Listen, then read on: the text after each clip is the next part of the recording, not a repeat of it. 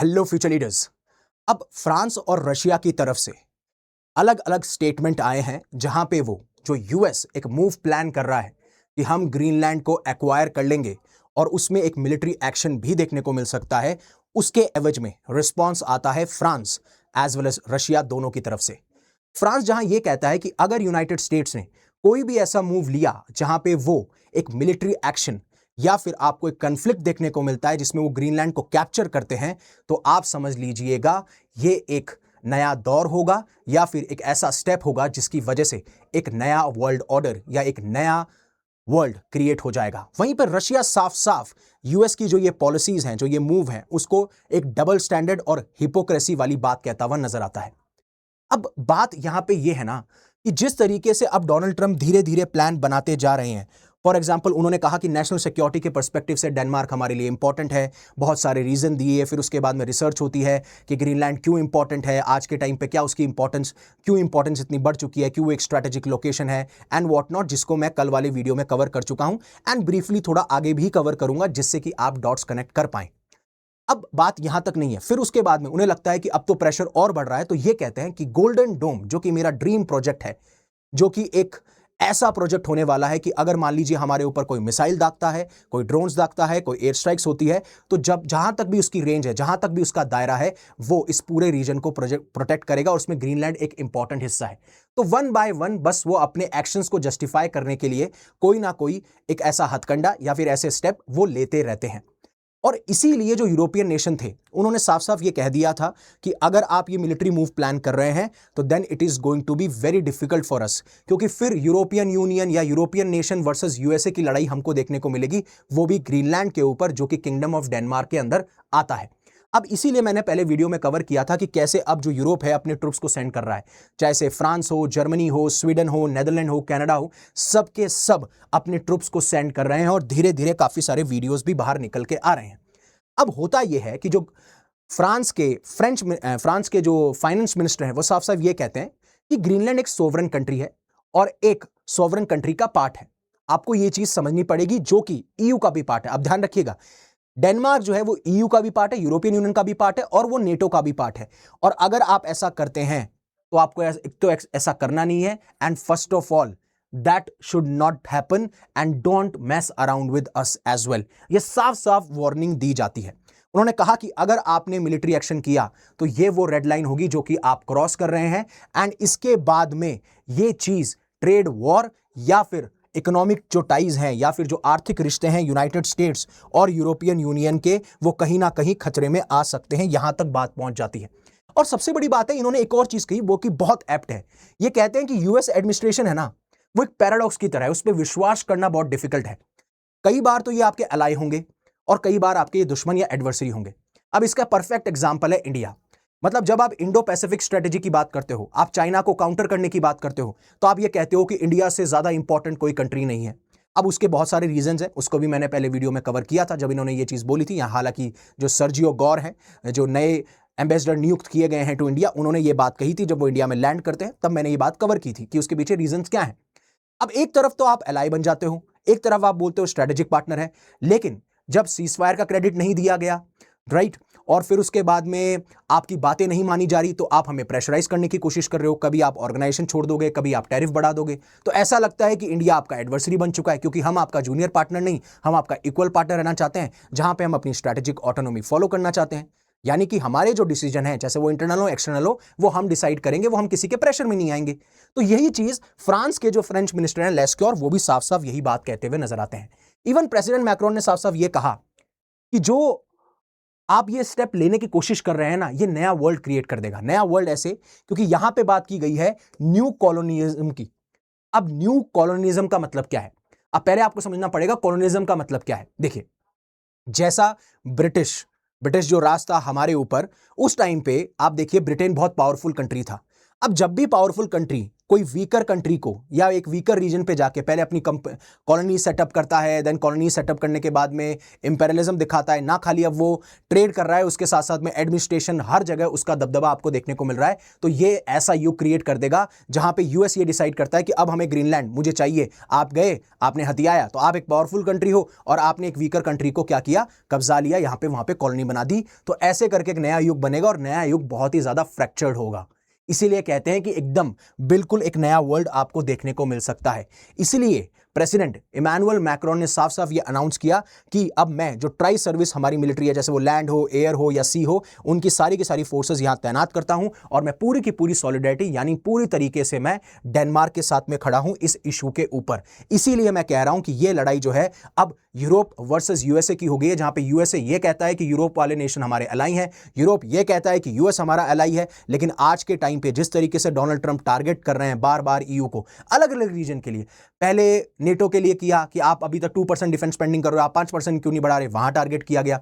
फिर उसके बाद में बोला गया कि यूरोप जो है हेल बन जाएगा अगर उन्होंने इमिग्रेशन पे ध्यान नहीं दिया। हालांकि कुछ बातें उनकी सही भी हैं अगर देखा जाए तो, लेकिन मैं बता रहा हूं कि कैसे यूरोप को टारगेट किया जाता है, वो बात कही जा रही है। फॉर एग्जाम्पल डेनमार्क के इशू में आप ग्रीनलैंड के इशू में आप ले लीजिए। उन्होंने कहा कि रशिया और चाइना का बहुत बड़ा थ्रेट है और यूरोपियन नेशंस और नेटो कुछ भी नहीं कर पाएंगे, क्योंकि वो ताकतवर इसलिए हैं क्योंकि हम हैं। अगर हम ना हो, अगर यूएसए ना हो तो इनकी कोई ताकत नहीं बचेगी, एंड रशिया एंड चाइना तो इनको आराम से डिस्ट्रॉय कर देंगे। ये वो चीज कहते हैं। तो अलग अलग तरीके से उन्होंने टारगेट पहले भी किया है और वो आज भी कर रहे हैं। अब जहां तक ग्रीनलैंड की बात रही, मैं पहले बता चुका हूं लेकिन फिर भी ब्रीफली बता देता हूं कि ग्रीनलैंड एक तो आर्कटिक सर्कल के अंदर आता है। अब आर्कटिक सर्कल के अंदर आता है तो यूएस चाहता है कि हमारा यहां पे नेवल कॉरिडोर बने जो आर्कटिक सर्कल और जो अटलांटिक है उसको कनेक्ट कर सके, कॉरिडोर बना सके। दूसरा सबसे इंपॉर्टेंट है, जब से बर्फ मेल्ट हो रही है तो साइंटिस्ट ये कहते हैं कि उसके बाद में आपको ऑयल के रिसोर्सेज, गैस के रिसोर्सेज, रेयर अर्थ मेटल ये सारे मिलेंगे जिनको एक्सप्लोर किया जा सकता है। हालांकि अभी ऑयल और यूरेनियम एक्सप्लोरेशन पे बैन लगा रखा है डेनमार्क ने यहाँ पे, लेकिन अगर यूएस हथिया लेता है तो इस बैन को हटा लेगा एंड देन इसका इस्तेमाल वो जहां चाहे वहां कर सकता है। रेयर अर्थ मेटल्स कहाँ यूज नहीं होते, आपकी क्लीन एनर्जी टेक्नोलॉजीज में यूज होते हैं। फॉर एग्जाम्पल ईवीज बनाना हो या फिर आपको कोई क्लीन एनर्जी में जाना हो, सोलर एनर्जीज करनी हो, वहां पर कोई टेक्नोलॉजी इस्तेमाल कर रहे हैं या इक्विपमेंट इस्तेमाल कर रहे हैं, वहां पे आप काम ले सकते हैं।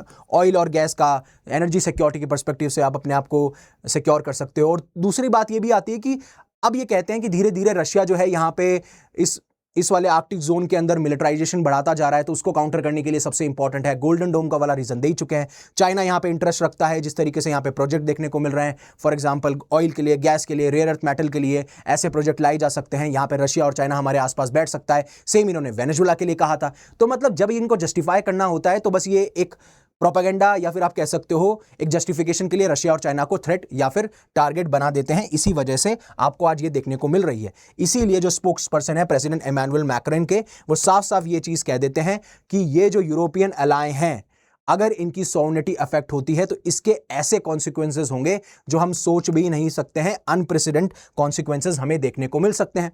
बट वहीं पे आता है रशिया, और रशिया साफ साफ स्लैम करता है जो ये पॉलिसी यूएस फॉलो कर रहा है। उसको कहता है कि ये तो डबल स्टैंडर्ड्स हैं, ये हिपोक्रेसी है और ये साफ साफ दिखती है। अब उन्होंने ऐसा क्यों कहा, क्यों रशिया एंग्री है, रशिया क्यों क्रिटिसाइज कर रहा है?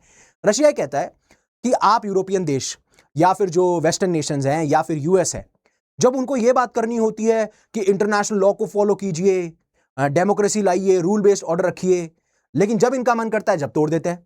फॉर एग्जाम्पल वेनेजुएला में तोड़ दिए, और अब ये ग्रीनलैंड को हथियाने की बात कर रहे हैं। तो कर क्या रहे हैं? बात तो यही कर रहे हैं ना, आप ही प्रमोट करते हो, आप ही बात करते हो रूल बेस्ड ऑर्डर की, लेकिन जब आपके हिसाब से रूल बेस्ड ऑर्डर काम नहीं कर रहा, आपके हिसाब से रूल काम नहीं कर रहे, तो आप उनको तोड़ देते हो। इसलिए इन्होंने कहा कि वेस्ट साफ साफ दिखा रहा है कि ये डबल स्टैंडर्ड्स कैसे दिखाते हैं। इवन इन्होंने डेनमार्क के ऊपर भी कहा, रशिया ने साफ साफ डेनमार्क को ब्लेम किया। इन्होंने कहा कि आपको देखना चाहिए, आपकी सबसे बड़ी प्रॉब्लम यह थी कि आप ब्लाइंडली यूएस को फॉलो करते जा रहे थे, और जो ब्लाइंडली आप फॉलो कर रहे थे, धीरे धीरे आप यूएस पे कंप्लीटली डिपेंडेंट होने लगे। और जब आप कंप्लीटली यूएस पे डिपेंडेंट होने लगे for security perspective, for funding perspective, तो एट द एंड हुआ क्या? यूएस ने फिर उसी जो आप ब्लाइंडली फॉलो कर रहे थे उसको एक्सप्लॉइट किया। इसीलिए ये डेनमार्क को भी टारगेट करते हैं। लेकिन एक बात बताइए, अगर यूएस ने ग्रीनलैंड का टेक ओवर कर लिया तो उससे होगा क्या? देखिए, सबसे बड़ी बात है, जो ट्रस्ट है यूरोपियन नेशंस का या जो यूरोपियन अलाई है, वो कहीं ना कहीं टूटेगा। और अभी देखने को मिल भी रहा है, फ्रांस, जर्मनी, स्वीडन, इन सब की तरफ से देखने को मिल रहा है इस टाइम पे। दूसरा, अब नेटो पूरी तरीके से कंप्लीटली ब्रेक होगा या नहीं होगा? हालांकि काफी सारे कमेंट आए हैं कि it would and NATO, but at least ये तो होगा कि नेटो में फ्रैक्चर पड़ जाएगा। और सवाल यहां पे भी खड़े हो जाएंगे कि क्या ये नेशन अपने आपस में ट्रस्ट करते हैं, क्रेडिबिलिटी क्वेश्चन होने लगेगी। और यहीं से फिर आप देख लीजिए नेटो का अंत होगा, जो कि रशिया ऑलरेडी चाहता है कि नेटो वीक हो, लेकिन फिर भी रशिया साफ साफ ये कह रहा है। और इसीलिए जो मेटे फ्रेडरिक्सन है, प्राइम मिनिस्टर ऑफ डेनमार्क, उन्होंने कहा कि ये साफ साफ नेटो का खात्मा हो सकता है। इवन जो यूएस थ्रेट देता हुआ आ रहा है कि ग्रीनलैंड को हम टेक ओवर कर लेंगे, वो एक ट्रेड वॉर में भी कन्वर्ट हो सकती है। अब ये फाइनेंशियल टाइम्स में भी दिया गया है, इवन सीएनबीसी में दिया गया है, जहां पे उन्होंने कहा कि मान लीजिए यूएस प्रेशराइज करने की कोशिश करता है, और यूएस कोशिश भी ऐसे ही करता है, पहले टैरिफ लगाएगा आपके ऊपर। मान लो कि इकोनॉमिक प्रेशर बनाने के लिए इन्होंने टैरिफ लगा दिए, इन्होंने सैंक्शंस लगा दिए, और फिर उसके बाद में यूरोपियन यूनियन ने भी कहा कि हम भी यही पाथ फॉलो करेंगे। तो एट द एंड आपको क्या देखने को मिलेगी? आपको देखने को मिलेगी ट्रेड वॉर। तो एक तो नेटो के फ्यूचर पे डेंजर आ गया, दूसरा आपको ट्रेड वॉर देखने को मिल रही है। और वहां पे तब जब यूरोपियन यूनियन और यूएस के साथ में जो ट्रेड होती है वो विश्व की सबसे ज्यादा लार्जेस्ट ट्रेड होती है, वर्थ 1.6 ट्रिलियन यूरोस। और यूएस सबसे बड़ा मार्केट है अगर यूरोप को अपने माल भेजने होते हैं, एक्सपोर्ट करने होते हैं यूएस के अंदर। तो ये दोनों तरफ डैमेज है, एक तरफ यूएस के मार्केट में, यूएस के कंज्यूमर्स के लिए भी, और दूसरा यूरोप के लिए भी, क्योंकि वो बहुत बड़ा मार्केट खो देंगे। और ऐसे काफी इशू देखने को मिल रहे हैं, टैरिफ्स के ऊपर, अभी ग्रीनलैंड के ऊपर, टेक जायंट्स का इशू रहा था, जहां पे काफी सारी यूएस जो टेक कंपनीज थी उनको फाइन किया गया था यूरोपियन यूनियन के द्वारा। फॉर एग्जांपल एलन मस्क की कंपनी को 120 मिलियन यूरो का फाइन देना पड़ा था। और उसके बाद में जब यूएस कंपनीज ने कंप्लेन करी तो इन्होंने बोला कि जो यूरोपियन लॉज सब पे अप्लाई होते हैं वो आपके भी अप्लाई होंगे, क्योंकि आपकी कंपनीज यूरोप के अंदर बिजनेस कर रही हैं। तो ईयू और नेटो ऐसा क्या कर सकते हैं जिससे कि जो ट्रंप क्लेम कर रहे हैं इंग्लैंड के लिए उसको रोका जा सके? और ये बहुत ज्यादा इंटरेस्टिंग है, और बहुत ज्यादा अच्छे स्टेप्स भी इसके अंदर हैं, जो एक आर्टिकल मैंने पढ़ा था। अब इसमें 4 स्टेप की बात की जाती है। एक तो डिप्लोमेसी का सहारा लीजिए, या फिर सिक्योरिटी को बढ़ा दीजिए। दूसरा, आप इकोनॉमिक सैंक्शंस लगा सकते हो। तीसरा, आप इन्वेस्टमेंट बहुत स्मार्टली करो, या फिर मिलिट्री डिप्लॉयमेंट करो। अब मिलिट्री डिप्लॉयमेंट तो ऑलरेडी हो चुका है, जो मैं आपको ऑलरेडी बता चुका हूं। अब इसमें कहा जाता है कि जो यूएस लॉ मेकर्स हैं उनका सपोर्ट आपको लेना पड़ेगा, उनकी लॉबिंग में आपको अपना इन्फ्लुएंस बढ़ाना पड़ेगा, चाहे से वो दानिश या ग्रीनलैंडिक एनवॉइस के द्वारा हो, जिससे कि कोई एक्शन लिया जा सके या फिर ट्रंप को प्रेशराइज किया जा सके। और इसीलिए 11 यूएस लॉ मेकर्स, चाहे से वो डेमोक्रेट्स पार्टी से हो या रिपब्लिकन पार्टी से हो, वो अभी गए हुए हैं डेनमार्क और ग्रीनलैंड। पर्पस सीधा सीधा यह है, उनको एक तो अश्योरेंस देना कि ऐसा कुछ भी नहीं होगा, साथ साथ उनको काम करना, जो ट्रंप ने स्टेटमेंट्स दिए हैं, जो टेंशन्स बढ़ चुकी है उसको काम करना। इवन यूएस कांग्रेस ने यह कहा है कि वो नेटो को सपोर्ट करते हैं, तो आपको टेंशन लेने की जरूरत नहीं है। दूसरा, ये डिप्लोमेसी के बारे में बात कर रहा हूं।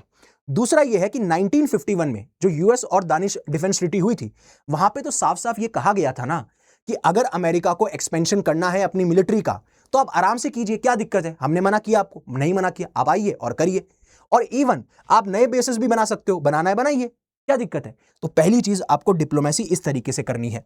दूसरा, ये बात करते हैं कि जो सिक्योरिटी कंसर्न्स अभी क्रिएट हो रहे हैं यूएस की तरफ से, यूएस ये कह रहा है कि रशिया की तरफ से थ्रेट है, चाइना की तरफ से थ्रेट है, तो नेटो को क्या करना चाहिए? यहां पे अपनी प्रेजेंस को और ज्यादा बढ़ा देना चाहिए, चाहे से वो मिलिट्री स्पेंडिंग करना हो या फिर वो ट्रूप्स को डिप्लॉय करना हो, इस तरीके के स्टेप लेने चाहिए। और लगातार फ्रीक्वेंटली आप लार्ज स्केल पे मिलिट्री एक्सरसाइज कीजिए, तो जो यूएस का डर है वो भी खत्म हो जाएगा। तो एक तो डिप्लोमेसी से हो गया, दूसरा यहां से हो गया, और इसीलिए अभी आपको देखने को मिल रहा है ऑपरेशन आर्कटिक एंड्योरेंस, जिसके तहत ये सारे ट्रुप जा रहे हैं, वहां पे ये एक्सरसाइज की जाएगी, जैसे कि ये ग्रीनलैंड जो है पूरी तरीके से तैयार है अगर इस पे कोई अटैक होता है। हालांकि ये जो स्टेप लिए जा रहे हैं, ये स्टेप साफ साफ इसलिए लिए जा रहे हैं कि ये कह रहे हैं, यूरोपियन नेशन कह रहे हैं कि हम तो डेनमार्क या ग्रीनलैंड के साथ खड़े हैं, और अभी वर्सेस लड़ाई हो चुकी है यूएस और यूरोपियन यूनियन या यूरोपियन नेशंस की। और इवन यहां तक की बात नहीं है, अब ये जो न्यू कैपिटल है ग्रीनलैंड की, वहां पे कनाडा और फ्रांस ने दोनों ने अपने कॉन्सुलेट भी नए नए खोल दिए हैं, इसका अनाउंसमेंट भी वो कर चुके हैं। और दूसरा सबसे इंपॉर्टेंट स्टेप आता है इकोनॉमिक बजूका। अब इसके तहत यह कहा जाता है कि जो यूएस गुड्स और सर्विसेज ईयू के मार्केट में आते हैं, आप वहां पे टैरिफ्स लगा सकते हो, पहली चीज। दूसरी चीज, यहां पे जो यूएस की फर्म्स हैं उनके पास में जो इंटेलेक्चुअल प्रॉपर्टी राइट्स हैं, मतलब ऐसे हक, इंटेलेक्चुअल प्रॉपर्टी राइट्स मतलब बेसिकली मैं आपको थोड़ा समझाना चाहूं तो ऐसे हक हैं जो आपका जो माइंड होता है और माइंड के जो आइडिया होते हैं उससे जो क्रिएशन होता है। फॉर एग्जाम्पल, मान लीजिए एक फर्म है जो शायद एक ऐसा प्रोडक्ट बनाती है जिसमें बहुत अलग इनोवेशन हुआ है, नोवेल्टी है, उसके पास में ट्रेडमार्क है, कॉपीराइट है, तो ये सारी चीज़ें जहां हम कंसीडर करते हैं उसको इंटेलेक्चुअल प्रॉपर्टी राइट्स कहते हैं। उसको आप स्ट्रिक डाउन कर सकते हो, उसको आप हटा सकते हो। इवन जो यूएस इन्वेस्टमेंट आ रही है यूरोप के अंदर, उसको ब्लॉक कर सकते हो। फिर जो यूरोपियन परचेस करता है यूएस गवर्नमेंट बॉन्ड्स, उसको आप ब्लॉक कर सकते हो। ये सारी चीज़ें प्रेशर में डाल सकती हैं। बट बात यहाँ पे ये है ना कि इसके लिए बहुत ज्यादा दिक्कतें हैं। दिक्कतें कैसे हैं?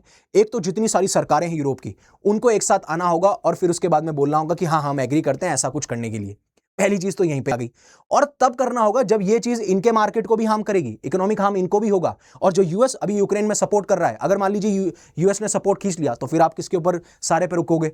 एंड देन यूरोप जो है वो भी ज्यादा, बहुत ज्यादा डिपेंड करता है यूएस के ऊपर when it comes to technology. चाहे डेटा प्रोडक्शन की बात कर लीजिए, आर्टिफिशियल इंटेलिजेंस की बात कर लीजिए, सॉफ्टवेयर की बात कर लीजिए, तो यूरोप हमेशा से remains at the mercy of American goodwill, right? अब तीसरी बात है स्ट्रेटेजिक इन्वेस्टमेंट, जहां पे यूएस कहता है कि मैं बहुत ज्यादा स्पेंडिंग करूंगा, बहुत ज्यादा इन्वेस्टमेंट करूंगा, ग्रीनलैंड को मैं पता नहीं क्या बना दूंगा, राइट? तो यहां पे कहते हैं कि हाँ अभी करंटली दानिश जो सब्सिडी है वो इतनी मिलती है, मतलब $4 बिलियन समथिंग या 530 मिलियन यूरोज मिलती है। तो अब ईयू कह रहा है कि हाँ ठीक है, अब आप क्या कीजिए, आप इसको मैच कर दीजिए, $530 मिलियन आप, सॉरी यूरो आप दे दीजिए, एंड एडिशनल फंडिंग भी हम 44 मिलियन की दे देंगे। तो ये स्ट्रेटेजिक इन्वेस्टमेंट भी हो गया। मतलब डोनाल्ड ट्रंप जिस जिस पॉइंट पे बात कर रहे हैं कि ग्रीनलैंड को खतरा है रशिया और यूक्रेन से, रशिया और चाइना से, तो हम वहां पे मिलिट्री स्पेंडिंग बढ़ा देते हैं, एक्सरसाइज करने लग जाएंगे। आपको लगता है कि इन्वेस्टमेंट कम हो रहा है तो हम इन्वेस्टमेंट भी करने लग जाएंगे। तो जो वो कह रहे हैं उसका उल्टा ये प्रपोज करते हुए जा रहे हैं।